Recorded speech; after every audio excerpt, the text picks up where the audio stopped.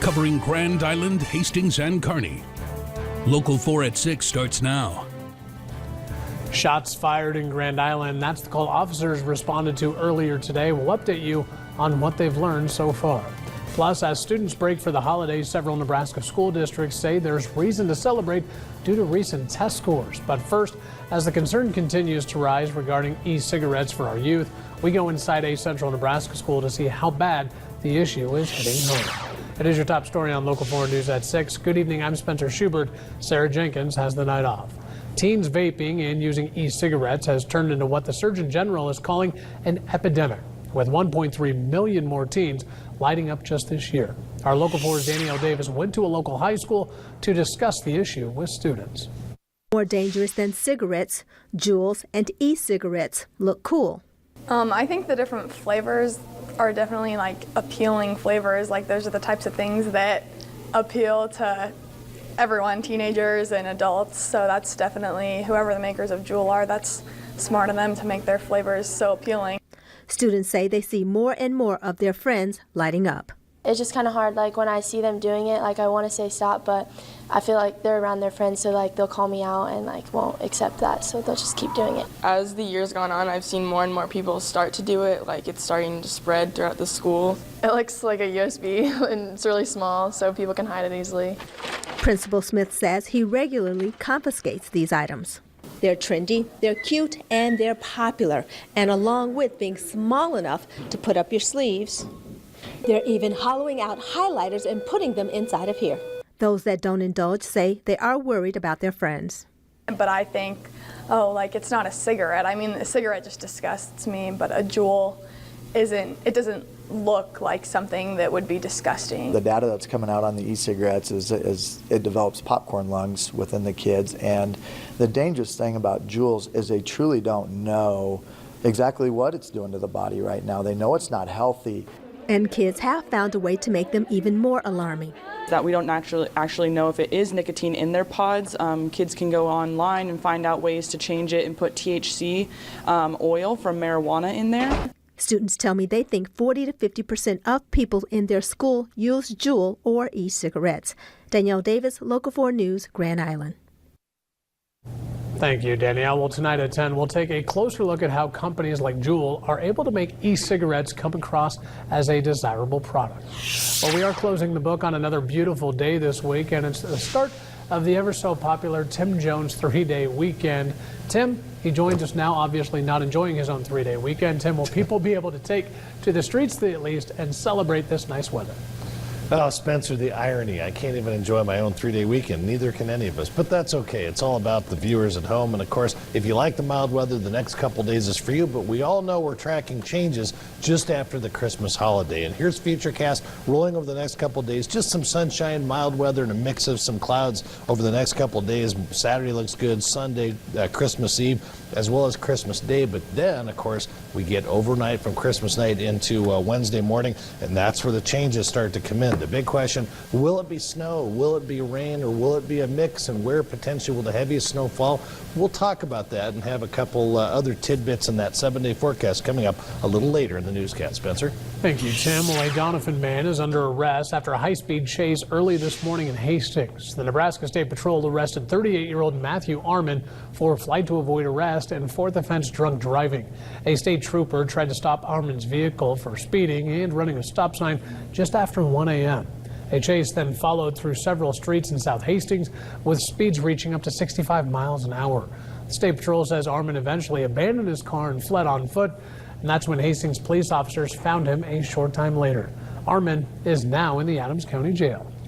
Well, back closer to home, police are investigating a report of shots fired in a neighborhood in the middle of town. Police say 2 shots rang out around 7:30 this morning. A firearm was then found on the ground next to a tree near 11th and Clark Streets. And a Local 4 reporter on the scene did see police searching the area using metal detectors to find any potential evidence. An area around the scene has been sealed off with crime tape, and police have not reported any victims at this time. Over in Kearney now, Emerson Elementary Principal Megan Schmidt has been awarded the new Principal of the Year award. It's handed down by the Nebraska Association of Elementary School Principals. Schmidt began her career at Emerson in 2014, and prior to coming to Kearney, she was a special education teacher in Bennington, Millard, and Kearney. Well, back in GI now, GI Public Schools is celebrating as test results show their efforts to raise scores are paying off. Local 4's Shannon Heck joins us now with more on what schools have been doing to make this happen. Shannon?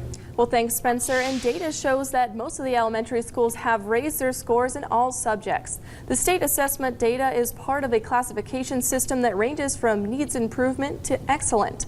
Test scores are part of those classifications, as well as attendance, English language learner progress, and graduation rates. GIPS still falls below the state average in ELA, math, and science, but 2 schools managed to jump up from a good ranking to an excellent classification. Each school has its own improvement plan that is related to the district plan. Just this year alone, we had 5 schools that came off of the needs improvement list and increased their classification. So we know that even some of our schools who may have struggled in the past are really turning it around, and they're also moving.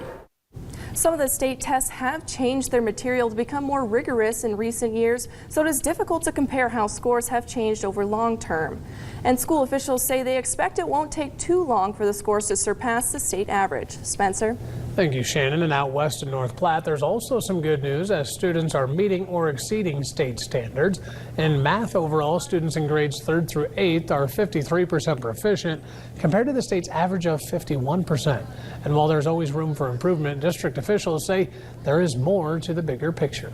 And I know Dr. Hansen has always said to us, we want to get better little by little every year. So if we can see growth, it's not about how much growth there is, but if we're constantly seeing trending growth moving up, then those are reasons for us to celebrate. Well, now there is some concern, though, with ACT scores. Keep in mind that for the past 2 years, juniors have taken this test, and currently those students are 30% proficient compared with 50% nationwide. Well, area first responders received an early Christmas gift, all thanks to a funding project by the CHI Health St. Francis Foundation. They were awarded more than $47,000, and the money went to 5 area first responders along with Project Breathe Right. $23,000 of that will be providing cardiopulmonary equipment like home oxygen machines and oxygen tank rentals for those in need. The patients that we see can need substantial oxygen amounts to be able to ambulate or even sit at home. So for them to have access to this, for us to be able to pay for that without any kind of financial burden on them, and to see those patients' faces light up when you tell them that you're going to help them with this kind of thing, no better feeling. Much of the funds provided came from this year's Ticket to Win event. Well, you might not know it by stepping outside, but it's officially winter on our calendar. Tim Jones will join us to tell us when the weather will actually back that theory. Plus, we're taking you to the Law Enforcement Training Center in Grand Island, where the 200th graduating class crossed the stage.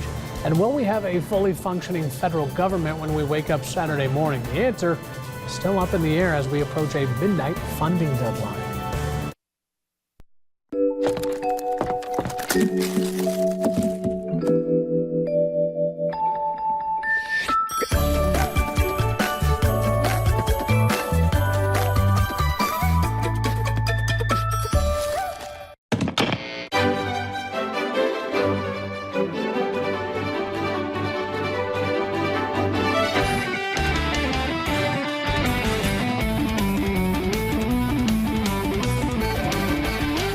Hastings. Unique.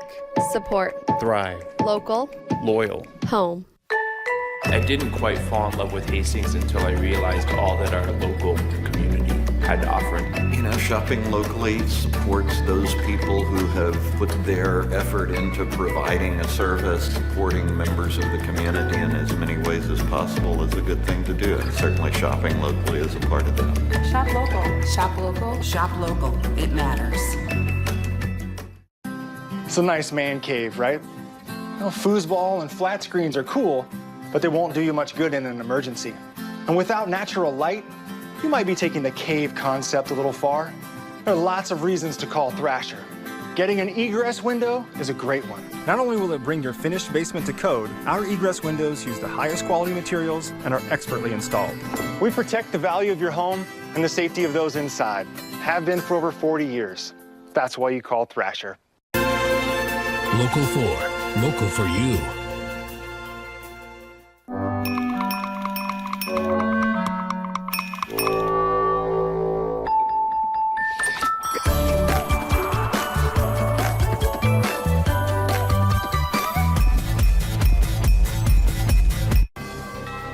Local 4 live streaming is available for free on ksnblocal4.com and on our KSNB Local 4 app.